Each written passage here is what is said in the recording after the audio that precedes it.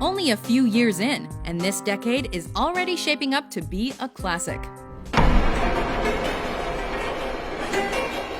Welcome to WatchMojo.com, and today we're counting down our picks for the top 10 horror movies from the first half of the 2010s. Before we continue, make sure to like our page and share this video with your friends.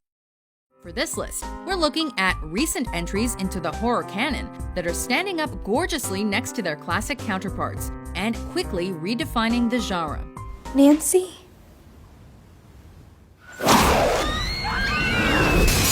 Once again, we're omitting comedies or action adventures with some horror elements in them, like World War Z.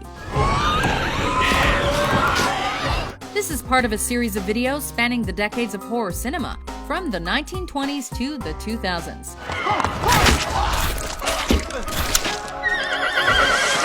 Number 10. Oculus. A major critical and financial success, Oculus was something new and fresh for horror fans. We have to kill that thing. For Mom and Dad. As torture porn was dying away, fans were looking for more haunted house dread and atmosphere, as well as less gory set pieces. We made up a scary story so we wouldn't have to accept the fact that our father was a murderer. He was. He was a sick man who tortured and killed our... The flick follows the original story of two siblings convinced that a mirror is responsible for many deaths, including those of their parents, as they attempt a series of experiments to prove it. Jumping back and forth in timelines gives the audience the same dizzying, sickening feeling the victims of the Oculus go through, and sucks us in for good. It wasn't me, it was the mirror! It was the mirror! Please, you have to believe me! Number 9. The Crazies. Let's go! The Crazies have reached the containment there! At a time when no classic horror movie was immune to the ridiculous remake machine, fans groaned at the news that George A. Romero's B-movie The Crazies would not be one of them. So boy, was everyone surprised in 2010.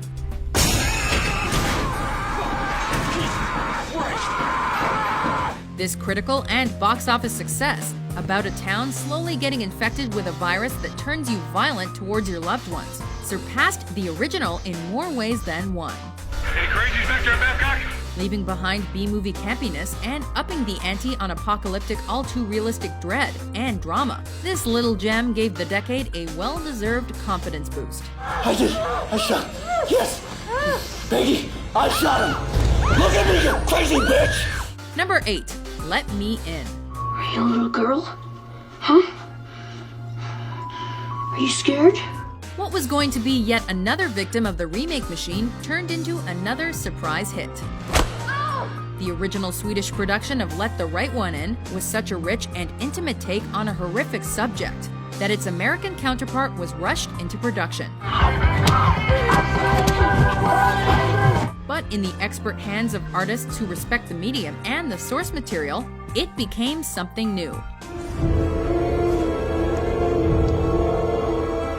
Following the same arc of a bullied boy who befriends his young neighbor / vampire friend, Let Me In deserved to be shared with a wider audience.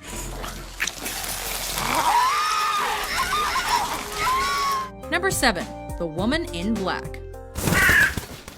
With The Woman in Black, Hammer Films announced its triumphant return to horror cinema. I saw a woman there. Having redefined what horror could be in the 1960s, here they go back to their gothic ghost story roots. Old mansions, creepy children, foggy landscapes. Please don't go back to Ilmarsh House. Why? Based on a brilliant novel by Susan Hill, and with a surprising starring role by Daniel Radcliffe, fresh off Harry Potter fame, this story of a young lawyer snooping around old estates and finding the vengeful spirit of the Woman in Black may seem old school, but scared the living daylights out of audiences. She saw you. She's coming. Number 6. Sinister. Look at all these new paintings. You're really getting good. The recent resurgence of more dark, serious thrillers and less campy horror fests in the new century has been attracting A-list actors like Colin Farrell, Patrick Wilson, and Liv Tyler to the genre. So it was no surprise that Ethan Hawke agreed to flex his dramatic acting chops as a tortured crime writer who stupidly moves his family into the murder house he's investigating in this slasher horror. The Millers, along with their younger son, were found stabbed inside their home. After stumbling upon some 8mm film in the attic, he uncovers way more than he would have wanted.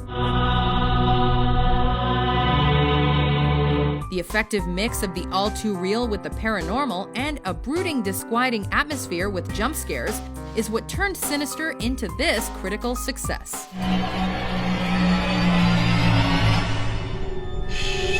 Number 5. VHS 2. You guys filming this? Affirmative. After the underground success of the first film, it seems like VHS may become a franchise of Paranormal Activity proportions.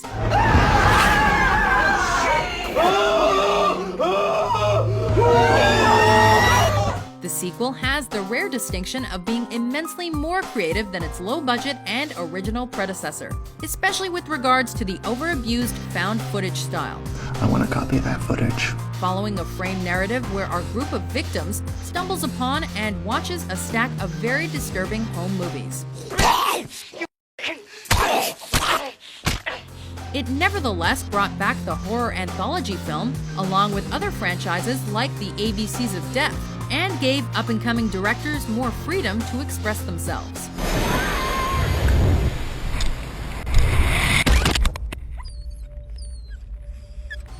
Number 4. Insidious.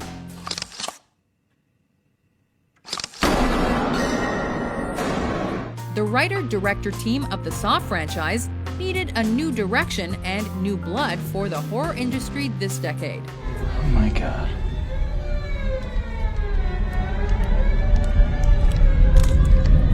What they created was a massively successful new franchise, a new trend of big-budget supernatural thrillers, and the death of gritty torture porn. The touching but disturbing story of a family coping with their son's coma, only to realize malevolent spirits were using his body as a conduit, was apparently just what the genre needed. Audiences were wising up, and gore and torture were trumped by atmosphere and a talented cast and crew with Insidious.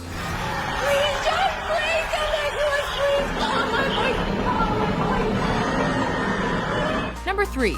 Evil Dead. I don't know what is wrong with you people, but there's something dead, and it reeks. While some announcements of remakes scream blasphemy, this one received the original creator's blessing, and with good reason. Leaving behind any of the campy fun, this retelling's similarities stop at the setup. A group of kids ends up in a cabin, reads a demonic passage they shouldn't have, and unleashes unspeakable evil.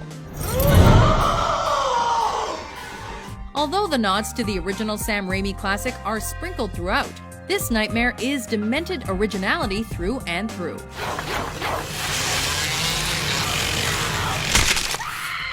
With the poster boldly stating the most terrifying film you will ever experience, audiences have arguably not experienced something this unrelenting since the Texas Chainsaw Massacre.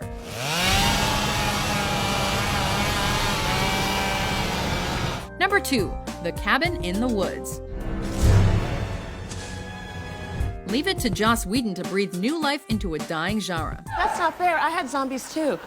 Yes, you did. Yes, you had zombies. But this is zombie redneck torture family, see? They're entirely separate species. The slasher film had lacked originality recently, but not since Scream had we seen the genre so deconstructed and scrutinized. You like pain? With a setup that is all too familiar, as a group of diverse teens ends up in a creepy cabin surrounded by fog. Not only is nothing what it seems in this Drew Goddard-directed flick, it's also unlike anything you've ever experienced. They made us choose.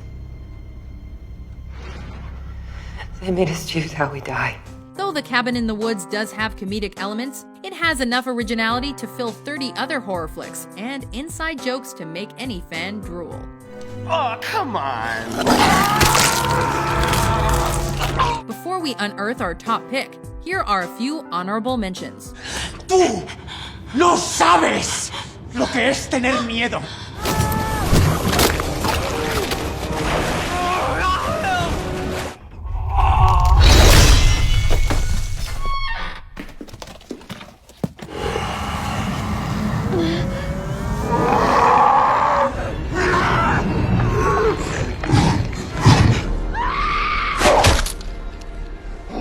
Number 1. The Conjuring. We are beyond terrified. We don't know what's going on or what to do. Can you help us? The 5 words that can make any horror movie even more terrifying than before. Based on a true story. Well, we've been called demonologists. It's one name for us. Ghost hunters, paranormal researchers. Kooks. Wackos. Ed and Lorraine Warren had been demonologists and paranormal investigators for decades, with famous cases like Annabelle the Doll and the Amityville House under their belts. And it took way too long before they got their own good movie. Let's finish this together.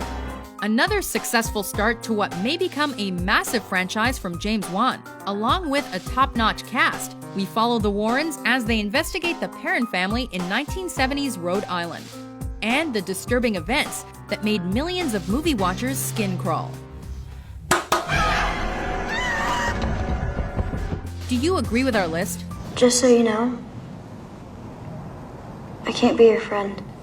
Which masterpiece from the first half of the 2010s is your favorite? For more thrilling top 10s published every day, be sure to subscribe to WatchMojo.com.